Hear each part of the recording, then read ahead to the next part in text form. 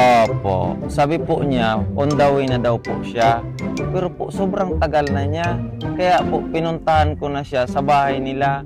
Pagdating ko po doon sa bahay nila, ang sabi ng nanay niya, naliligo pa lang daw siya. Opo, panay katok po ako doon sa labas ng pintuan nila kasi po sisingilin ko sana siya ng utang niya sa akin. Ang kaso lang po, walang sumasagot. Pero ang pinagtataka ko lang po, ang daming tsinelas doon sa labas ng bahay nila sa pintuan nila at walang sumasagot.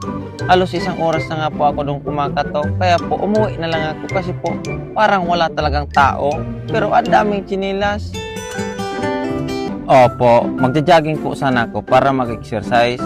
Ang kaso lang po, paglabas ko ng gate ng bahay namin, nagiinuman yung mga tropa ko doon sa tindahan katabi ng bahay namin. Kaya yun po, hindi na ako nakapagpatuloy sa pagja-jogging kasi po napara na nila ako. Hindi na rin po ako nakatanggi kasi mga tropa ko yun. Opo, nagtaka po talaga ako kung bakit hindi ako natanggap sa trabaho. Kumpleto naman lahat ng mga requirements ko kasi po nakapagtapos ako. Pero po yung kasabayan ko na high school graduate lang, tinanggap sa trabaho. Nung tinanong ko po siya kung paano siya natanggap sa trabaho, ang sabi niya po sa akin, may kamag-anak daw siya sa loob. Kaya yun po, naliwanagan na ako kung bakit siya natanggap sa trabaho. Kasi po, may backer pala siya.